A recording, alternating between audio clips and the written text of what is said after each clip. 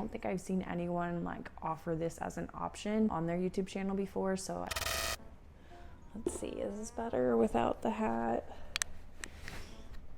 and the hood? Does that look stupid? Gosh, I'm still sick. I think it's better. I look like an idiot, but it's better than the hats. Hi everyone, welcome back to my channel. This cat is probably gonna eat stuff over here, so he is probably gonna make noises, and I'm sorry. I am in a very goofy mood. I'm very excited. This is the last video coming out before my Foothills Trail vlog start, so this is fun for me, and I'm getting like all these videos prepped before going out on the foothills, so it's like crazy. Like, I literally just got back from a hike. It's crazy town. But today we are talking about my game plan for the Foothills Trail. I was trying to search for people who had done the Foothills Trail recently, especially like since Hurricane Helene. Didn't really find very many people who have done it, and I haven't found very many people who have done the Foothills Trail in summer in general. So I feel like I'm one of the very few people who are going to be like filming their hike in June. To start off, I need to take this hood off.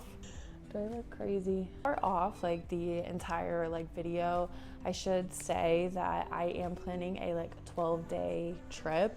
2 of the days are going to be travel days, so really a 10-day hiking trip. I'm planning on taking it very slow, very easy, especially in the summer heat. I think it's going to be well worth it to have time to be able to swim in water and take my time in the heat. So if this video is out, that means I've already completed the trail, so I'm actually going to share exact dates.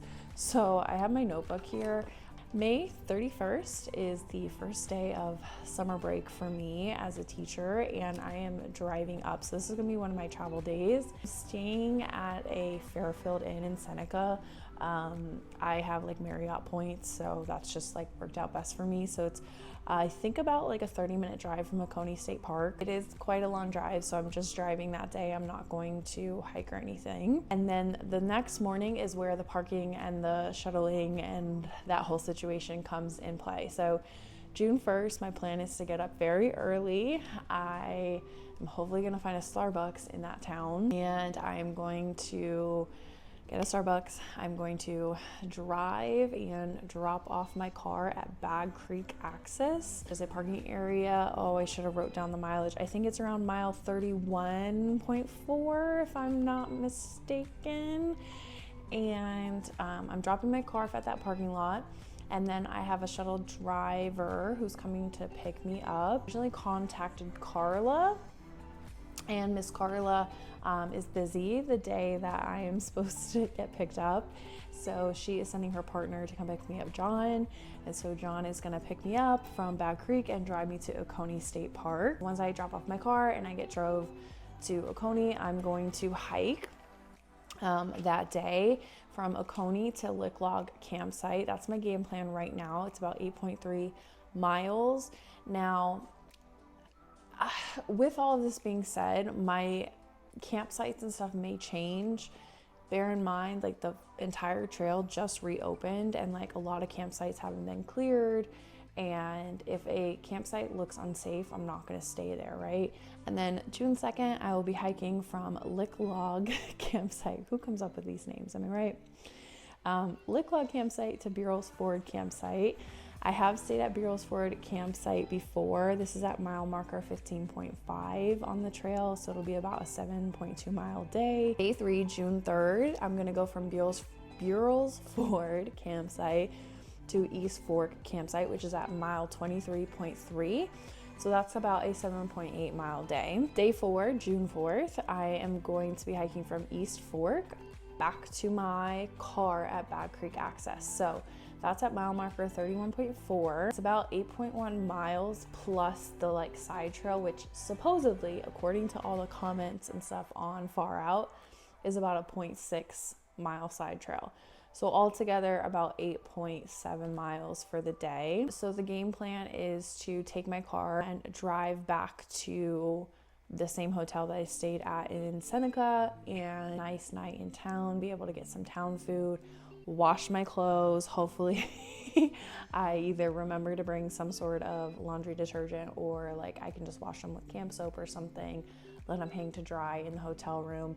I will be picking up my resupply, which I already have. I don't think you guys can see it. Where's my fridge? Here's my fridge. Above my fridge, you guys can see I have a bunch of bags up there. Bought all my food for the entire trail, so I'll just like resupply myself from my car. Day 5 is where it gets a little complicated. Day 4, day 5 is where it gets a little complicated. Day 5, I am going to be driving back from my hotel to Table Rock State Park. I have to pick up a parking pass for my car, and the plan is I'm gonna leave my car at Table Rock State Park and get picked up by John again, and John is gonna drive me to Bad Creek where I got off. My issue is I don't know if the like office, like where you get your parking pass, is open. Originally I had scheduled it for 8 a.m. again because I'm like, might as well just get it done early. And then I realized, I don't know if the parking pass place is open. So I'm gonna have to like look all that up before I leave, and I may have to get my parking pass June 4th instead of the morning of the 5th when I'm dropping my car off, and just have to pay for an extra parking pass. On June 5th, I will be hiking from Bad Creek Access to Glen Hilliard at mile marker 36.3. So it's only a 4.9 mile day plus the 0.6, so about 5.5 miles for that day. So a very short day, but I figured I am going to be getting a later start. I am going to be having to do all the shuttling and yada yada yada, so I want a little bit of wiggle room in there. June 6th, I'm going to be hiking from Glen Hilliard to Bear Gap at mile marker 42.5, so it's a 6.2 mile day. Again, another shorter day. Day 7, I'm planning on going from Bear Gap to Toxaway at mile marker 48.6, and that's like a non-negotiable for me. Like, I want to stay at Toxaway because I have just seen like pictures of it and it looks so beautiful, so I want to stay there. June 8th, we're going from Toxaway to Virginia Hawkins at mile marker 56.9. It's an 8.3 mile day, but I do know like more elevation starts happening in the second half of the trail, so I'm not trying to go super crazy with the mileage. Day 9, June 9th, we're going from Virginia Hawkins to Big Rock campsite at mile marker 65.8. That is one of the longer days. It's 8.9 miles. Day 10, which is the final day on trail, June 10th, which is also my roommate's birthday. Happy birthday, Sarah.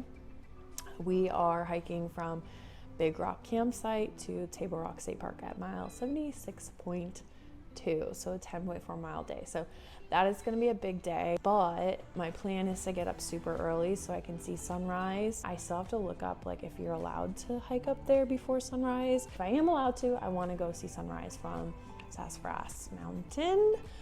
And so that means I'll be up super early anyways, and had gotten a lot of mileage done, so I don't mind doing a 10.4 mile day on the last day, especially with my food bag being so light, and most of it after Sassafras is downhill, so should be fairly easy. And then that night my plan is to go back to that same hotel for a third time, stay at the Fairfield Inn in Seneca.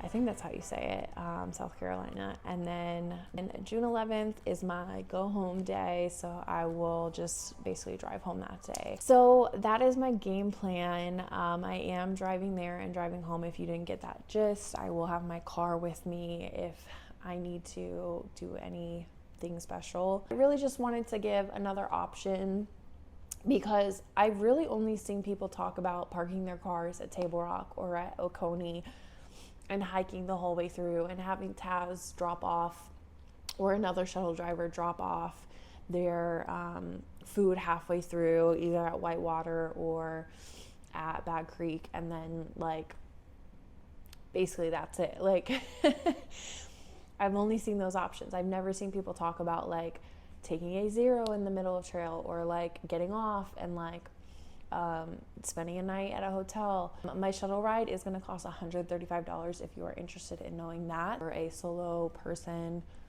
going in June. Oh, and just so you guys are aware, to park at Oconee or Table Rock State Park, you do have to pay for parking each day. I believe the last time I was there, Oconee was $5 a day, maybe $6 a day, and then Table Rock was either $5 or $6 a day.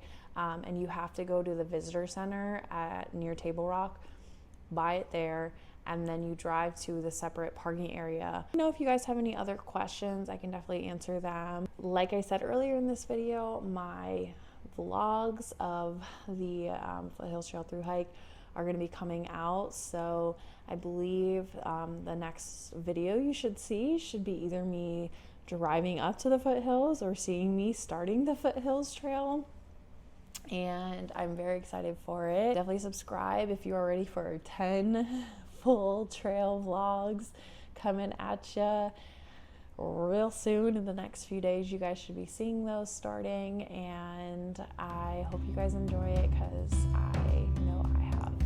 All right, I'll see you guys in the next